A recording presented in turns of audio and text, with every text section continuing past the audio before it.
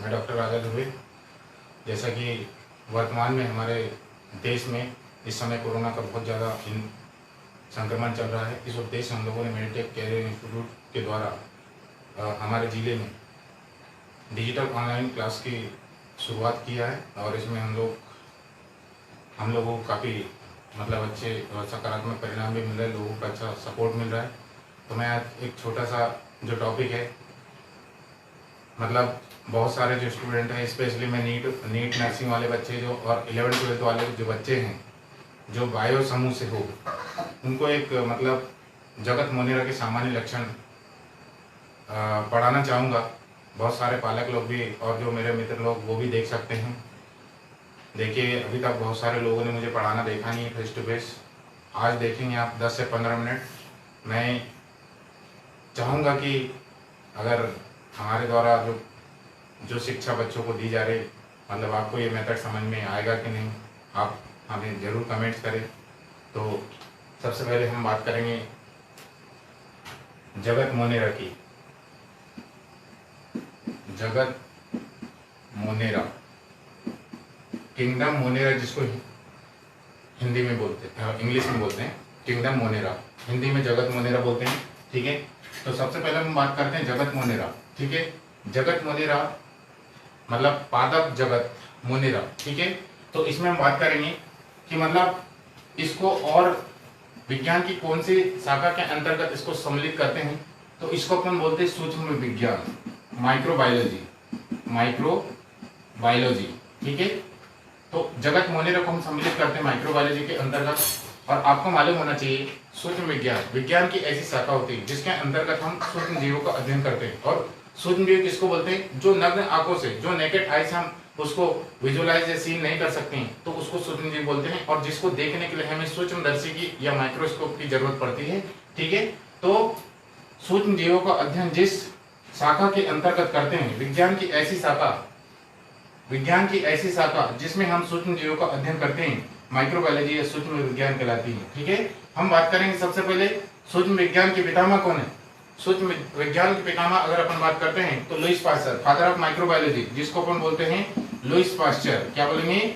Lewis pasture. ठीक है, Lewis pasture ने इसको फादर बोलते हैं। ठीक है, सूक्ष्म विज्ञान के पितामह कौन है?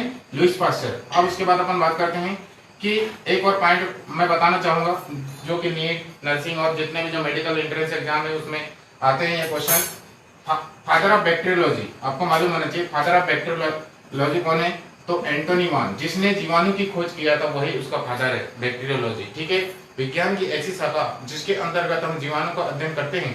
ठीक है, जीवाणु विज्ञान या इंग्लिश में अपन बोलते हैं इसको बैक्टीरियोलॉजी। विज्ञान की ऐसी शाखा जिसके अंतर्गत हम सूक्ष्म जीवों का अध्ययन करते हैं, उसको सूक्ष्म विज्ञान या इंग्लिश में माइक्रोबायोलॉजी कहते हैं। ठीक है, तो जगत मोनेरा, हम बात करेंगे जगत मोनेरा की। ठीक है, ये बात तो वही चल रही है, लेकिन अब जो आपको जो रटना है, जो भी याद करना है, ठीक है, तो सबसे पहले मैंने जैसा कि हेडिंग ही लिखा हूं, जगत मोनेरा के सामान्य लक्षण। ठीक है, तो देखिए, दुनिया की कोई भी चीजें सबसे हम पहले बेसिक से उसको जानना चाहिए। बेसिक से मतलब होता है, बहुत सारे स्टूडेंट जो नीट की तैयारी कर रहे हैं, नर्सिंग की तैयारी कर रहे हैं, जो 11th-12th वाले बच्चे हैं, क्या होगा, सुपरफिशियली देखते हैं। सुपरफिशियल में आप बिल्कुल पॉइंट टू पॉइंट चले, स्टार्ट कहाँ से होता है, उसको पढ़ना कहाँ से। ठीक है, बहुत सारे लोग पढ़ने का तरीका अलग अलग होता है, हर स्टूडेंट का, हर व्यक्ति का पढ़ने का तरीका अलग अलग होता है, लेकिन जो मेरा पढ़ाने का तरीका है आप देख सकते हैं। ठीक, तो सबसे पहले अपन बात करते हैं जगत मोनेरा के लक्षण।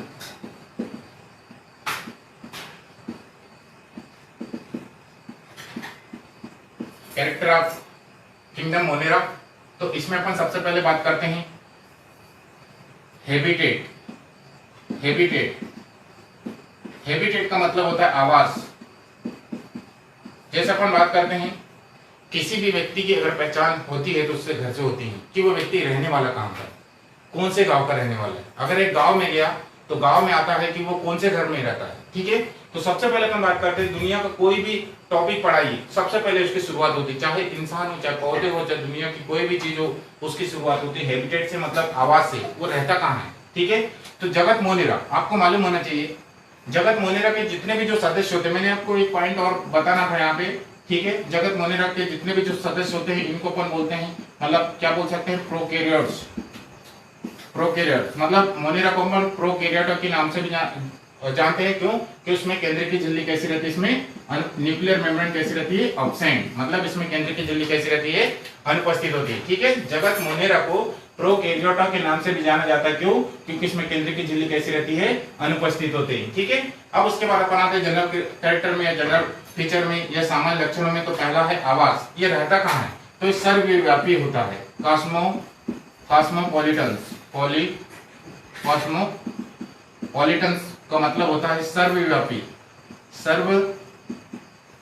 सर्वव्यापी का मतलब होता है ये सब जगह हो सकता है, हवा में हो सकता है, एयर में हो सकता है, वाटर में हो सकता है और सॉइल में हो सकता है। ठीक है, हवा में हो सकता है, पानी में हो सकता है और मिट्टी में हो सकता है। ठीक है, तो जो इसके जो सदस्य होंगे, जितने भी जो सदस्य होंगे, इस मोनेरा जगत के जितने भी सदस्य होंगे, चाहे वो जीवाणु हो, चाहे वो साइनोबैक्टीरिया हो, चाहे आर्कीबैक्टीरिया हो, चाहे माइकोप्लाज्मा हो, ठीक है, या रिकेट्सिया हो, या क्लेमाइडिया हो, या एक्टिनोमाइसीटिस हो, ये सब कहाँ रहते हैं, ये सर्वव्यापी होते हैं। सर्वव्यापी का मतलब होता है ये हवा में हो सकते हैं, जल में हो सकते हैं और मिट्टी में हो सकते हैं। ठीक है, अब उसके बाद अपन बात करते हैं। ठीक है, अब दूसरी बात अपन बात करते हैं मार्फोलॉजी, आकारिकी।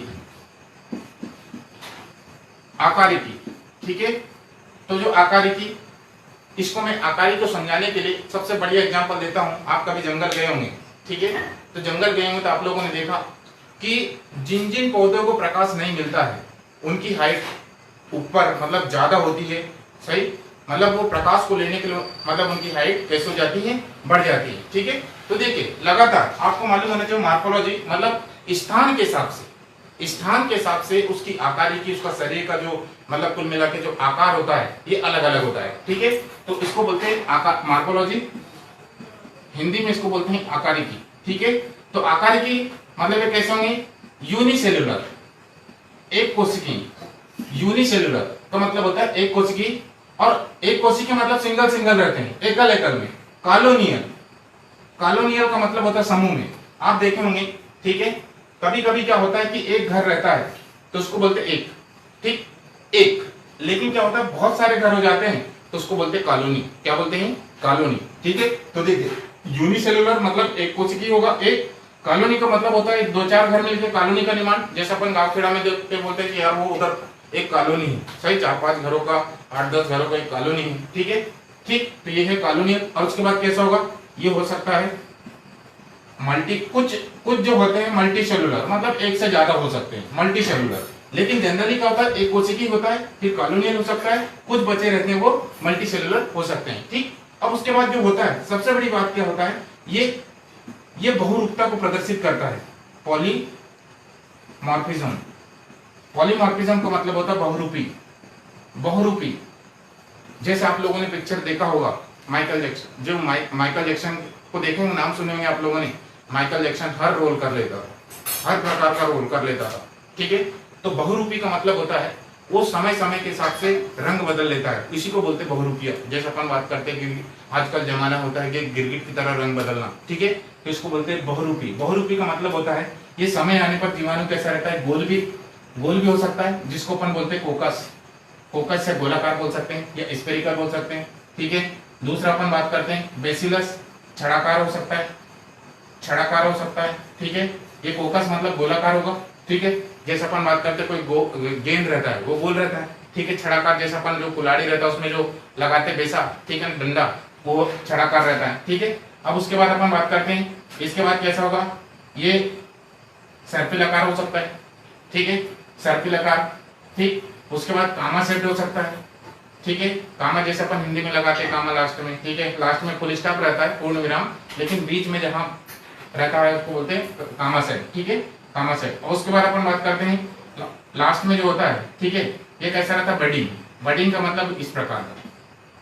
ठीक, बडिंग का मतलब तो देखो ये, और इस प्रकार की कलिका बन जाती है। जैसे आप लोगों ने आलू देखा होगा, उसमें कलिकाएं निकल जाती है जो वृद्धि करती है। ठीक है, तो देखिए बहुरूपता का मतलब क्या होगा, ये अलग अलग रूपों में हो सकता है। ठीक है, गोलाकार भी हो सकता है, छड़ाकार भी हो सकता है, सर्पिलाकार भी हो सकता है, कामा सेट भी हो सकता है, कलिका के रूप में भी हो सकता है। समझ में आ रहा है? तो देखिए आकारिकी का मतलब होता है, देखिए एक कोशिकी होगा, समूह में हो सकता है। ठीक है, उसके बाद बहुकोशिकी हो सकता है, बहुरूपता प्रदर्शित करता है। बहुरूपता का मतलब क्या होगा, ये गोलाकार हो सकता है, छड़ाकार हो सकता है।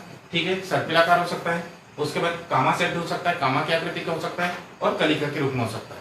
क्लियर? इतना समझ में आया सभी को? जो पढ़ने वाले जो बच्चे होंगे बायोलॉजी के, जो बायोलॉजी लेके पढ़ रहे होंगे, उनके लिए बहुत ही जबरदस्त टॉपिक है ये, बहुत इंपॉर्टेंट टॉपिक है। नीट में लगभग 3 से 4 क्वेश्चन हर साल आते हैं इस टॉपिक से।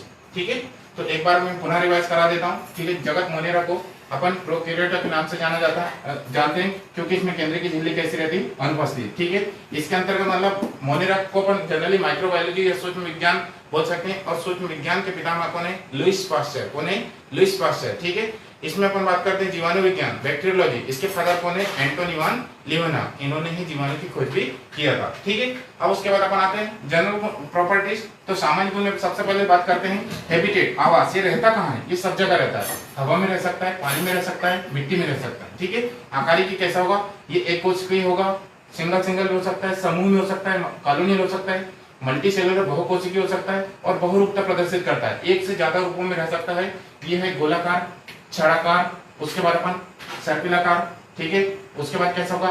कामा की आकृति का, उसके बाद कलिका की। ठीक है, तो मैंने 2 पॉइंट बता दिए आपको। अब उसके बाद तीसरा जो पॉइंट होगा, ठीक, तीसरा जो पॉइंट होता है ये होता है सेल वॉल। ठीक है, तो सेल वॉल अपन बात करते हैं। इसमें जो कोशिका भित्ति होती है, जैसे आप लोगों ने देखो, अपन जैसे घर बनाया, ये मान लो ये घर है। ठीक है, अपन ने ईटा से बनाया। ठीक है, ईटा या सीमेंट जो भी लगा, तो घर को जो चारों ओर से जो सहारा प्रदान करती है, ठीक है, हम अगर घर के अंदर सुरक्षित है तो उसका कारण क्या है? जो दीवार है, जो वाल है, ये दीवार, यही हमको सहारा प्रदान करती है। ठीक है, तो कोशिका का सबसे बाहरी आवरण जो होता है, कोशिका चाहे दुनिया का कोई भी हो, ठीक है, कोशिका का सबसे बाहरी आवरण होता है, इसको बोलते हैं कोशिका भित्ति। क्या बोलते हैं? कोशिका भित्ति। ये मतलब जगत मोनेरा के जो सदस्य होते हैं, आपको पता होना चाहिए ये किससे, मतलब इसकी जो कोशिका भित्ति किससे मिलकर बनी होगी? Peptidoglycan, peptidoglycan plus muramic acid, muramic अम्ल। ठीक है, तो इसकी कोशिका भित्ति अधिकतर अपन बात करते हैं पेप्टाइडोग्लाइकेन और म्यूरामिक एसिड से मिलकर बनी होती है। ठीक है, ये किसकी बात हो रही है? ये जगत मोनेरा का कौन सा सदस्य होगा? बैक्टीरिया, जीवाणु। ठीक है, अब उसके बाद अपन आते हैं कौन सा? Mucopeptide, mucopeptide. ये जगत मोनेरा का कौन सा सदस्य होगा? साइनोबैक्टीरिया। ठीक है, साइनोबैक्टीरिया को जनरली अपन बीजीए के नाम से जानते हैं, ब्लू ग्रीन एल्गी। ठीक है, तो देखो कोशिका भित्ति सबसे बाहरी स्तर होती है जो पेप्टाइडोग्लाइकेन और म्यूरामिक एसिड से मिलकर बनी होती है। किसमें? जीवाणु में, म्यूकोपेप्टाइड। ठीक है, साइनोबैक्टीरिया की कोशिका भित्ति किससे मिलकर बनी होगी? म्यूकोपेप्टाइड से। ठीक है, ये आपको पता होना चाहिए। ये सेल वॉल हो गया। अब अपन बात करते हैं, ठीक है, 3 पॉइंट आपको पता होना चाहिए, अब पता हो गया। अब उसके बाद अपन आते हैं रेस्पिरेशन। हर व्यक्ति को जिंदा रहने के लिए सांस लेने की जरूरत होती है। अगर वो सांस नहीं लेगा तो वो लाश बन जाएगा। ठीक है, तो देखो जो जगत मोनेरा के जो सदस्य होते हैं किसके द्वारा शोषण करेंगे? मीजोसोम के द्वारा। किसके द्वारा करेंगे? मीजोसोम के द्वारा। किसके द्वारा करेंगे? मीजोसोम के द्वारा। ठीक, अब उसके बाद अपन आते हैं 5वां, मतलब सांस तब लेंगे जब इनके अंदर, इनके शरीर में खाना होगा। अगर खाना ही नहीं होगा तो पहली बात सांस लेने लायक रहेंगे क्या?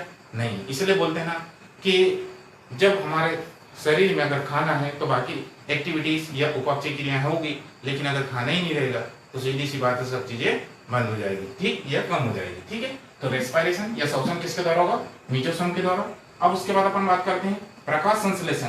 प्रकाश संश्लेषण मतलब फोटोसिंथेसिस, फोटोसिंथेसिस। ठीक है, तो फोटोसिंथेसिस किसके द्वारा होगा? प्रकाश संश्लेषण किसके द्वारा होगा? क्रोमेटोफोर के द्वारा। किसके द्वारा होगा? क्रोमेटोफोर के द्वारा होगा। ठीक है, इसमें क्या होगा? बैक्टीरिया क्लोरोफिल होता है। ठीक है ना, बैक्टीरिया क्लोरोफिल होता है जिसके कारण ये क्या करेगा? मतलब भोजन बना लेगा। ठीक है, तो ये है प्रकाश संश्लेषण वाला, किसके द्वारा होगा? क्रोमेटोफोर के द्वारा। फिर से मैं इसको मिटाने से पहले रिवाइज करा देता हूँ। बैक्टीरिया की जो कोशिका भित्ति होती है, जगत मोनेरा की जो कोशिका भित्ति होती है पेप्टाइडोग्लाइकेन और म्यूरामिक एसिड से मिलकर बनी होती है। तो किसमें? जीवाणु में। साइनोबैक्टीरिया की कोशिका भित्ति किससे मिलकर बनेगी? तो म्यूकोपेप्टाइड से। ठीक है, अब रेस्पिरेशन, ये श्वसन किसके द्वारा करेगा? मीजोसोम के द्वारा करेगा। प्रकाश संश्लेषण किसके द्वारा करेगा? क्रोमेटोफोर के द्वारा करेगा। क्यों? क्योंकि इसमें बैक्टीरिया क्लोरोफिल प्रेजेंट होता है। ठीक, अब इसके बाद अपन आते हैं, इधर दिख रहा है, ठीक।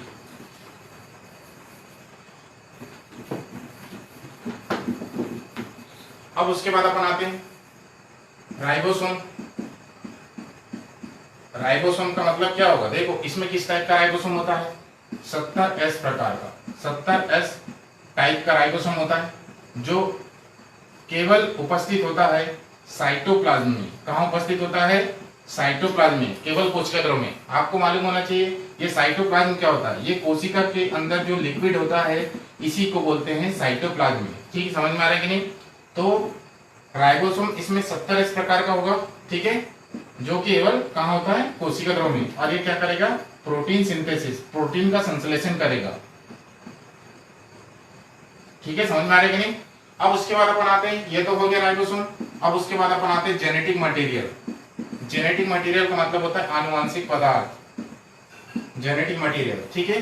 तो इसमें आनुवांशिक पदार्थ के रूप में कौन होता है, double standard circular DNA, double standard circular DNA, द्विसूत्री प्रकार डीएनए, ठीक है, जिसमें क्या अनुपस्थित होता है, एब्सेंट हिस्टोन प्रोटीन। इसमें हिस्टोन प्रोटीन कैसी रहती है, अनुपस्थित होती है, इसीलिए इसको केंद्रक ना बोल के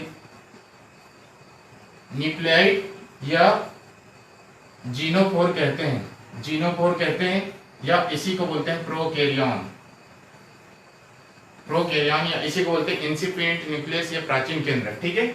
तो आनुवंशिक पदार्थ के रूप में द्विसूत्री वृत्ताकार डीएनए होता है, जिसमें हिस्टोन प्रोटीन अनुपस्थित होते हैं, इसीलिए इसको केंद्रक ना बोल के न्यूक्लियाइड, जीनोफोर या प्रोकैरियन कहते हैं। क्लियर। अब उसके बाद फिर मिटा देता हूं इसको।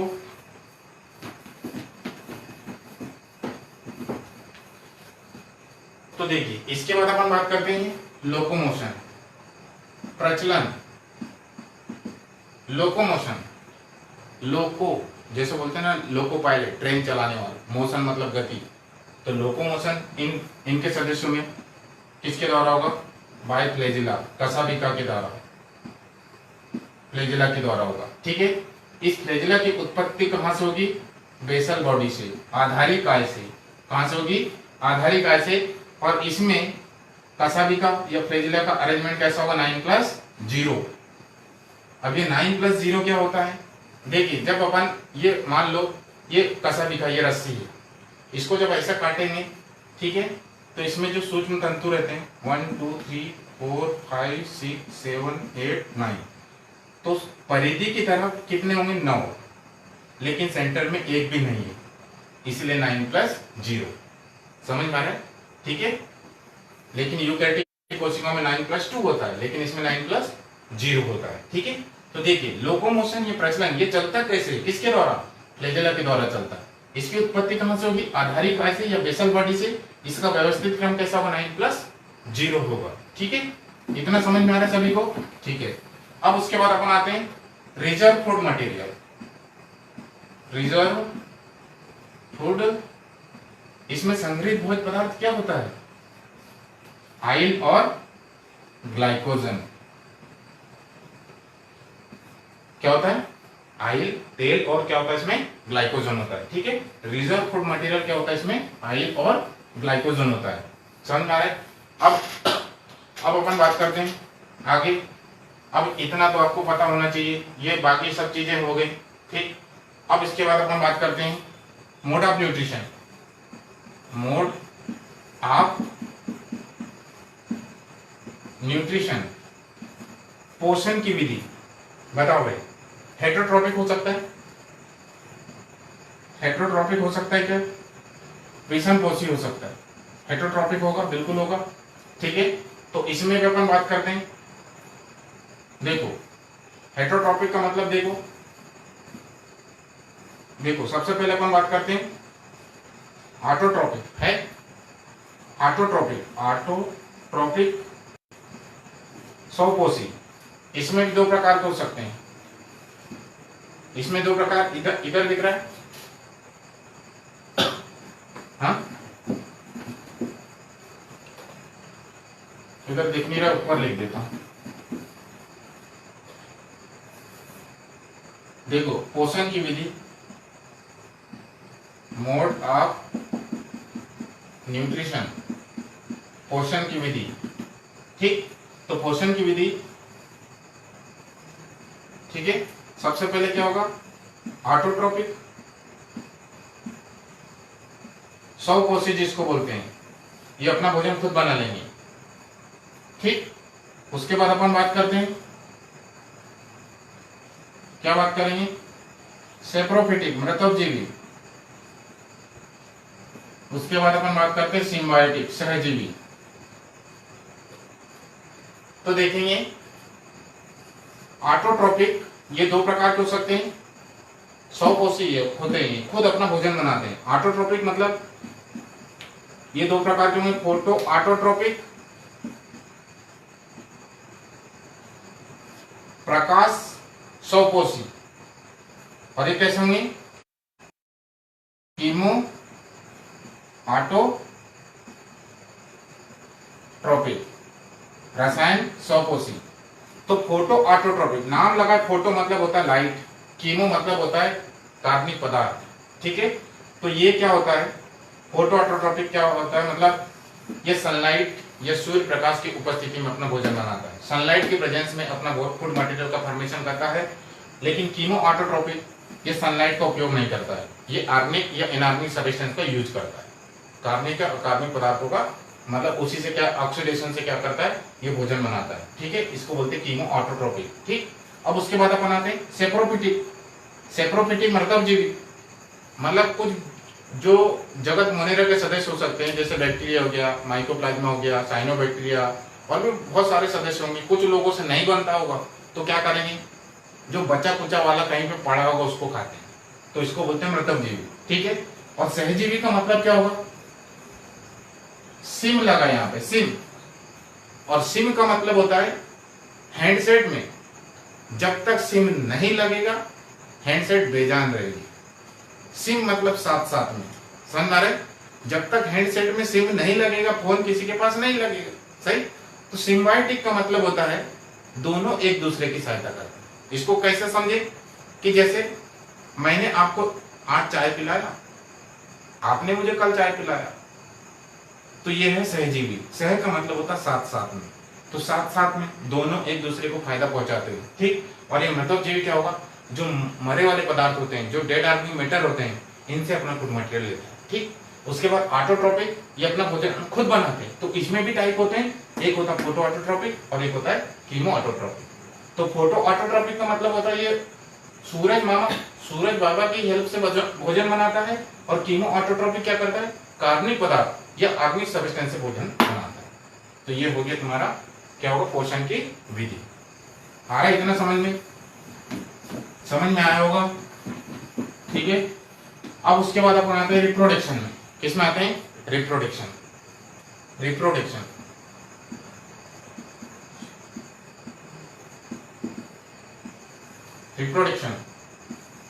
तो देखिए मेनली कौन से होंगे, एसेक्सुअल अलैंगिक जनन, और जो होता है सेक्सुअल रिकॉम्बिनेशन, लैंगिक आदान प्रदान। क्यों, क्योंकि जगत मोनेरा में, किंगडम मोनेरा में सेक्सुअल रिप्रोडक्शन एब्सेंट होता है।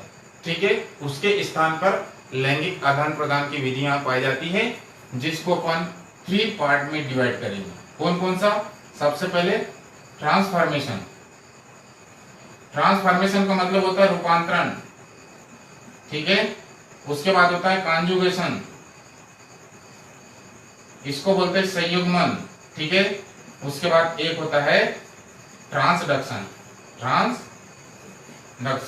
तो इसको बोलते हैं पराक्रमण।